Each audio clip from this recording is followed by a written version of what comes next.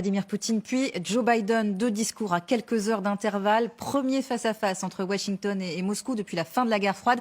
Bloc contre bloc, ce 21 février restera donc dans les mémoires. Le président américain qui a assuré que la Russie ne gagnera jamais en Ukraine. Je répète aujourd'hui ce que j'ai dit l'année dernière au même endroit. Un dictateur, lorsqu'il veut construire l'empire, ne pourra jamais abolir l'amour de la liberté des gens. La brutalité ne permettra jamais de détruire la volonté des personnes qui sont pour la liberté. Et l'Ukraine ne sera jamais une victoire pour la Russie. Jamais. Bon, ce qui est sûr, Margot Haddad, c'est que ce 21 février 2023, l'horloge de l'apocalypse a avancé un petit peu plus vers les 12 coups de minuit.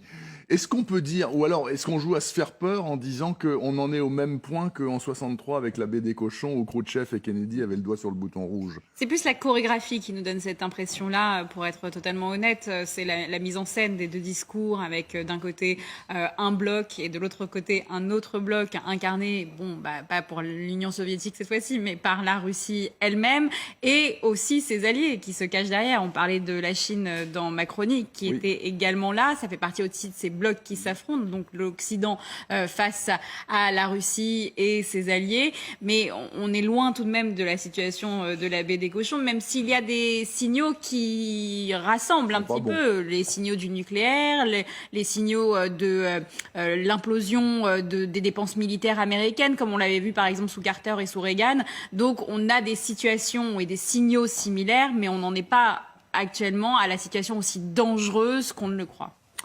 Merci beaucoup Margot. Ce soir, 21h sur LCI, c'est Inratable, le 2e des 3 volets du documentaire sur Vladimir Poutine, l'espion devenu président, ou comment le patron du Kremlin met à profit ses longues années au KGB pour diriger aujourd'hui la Russie d'une main d'acier.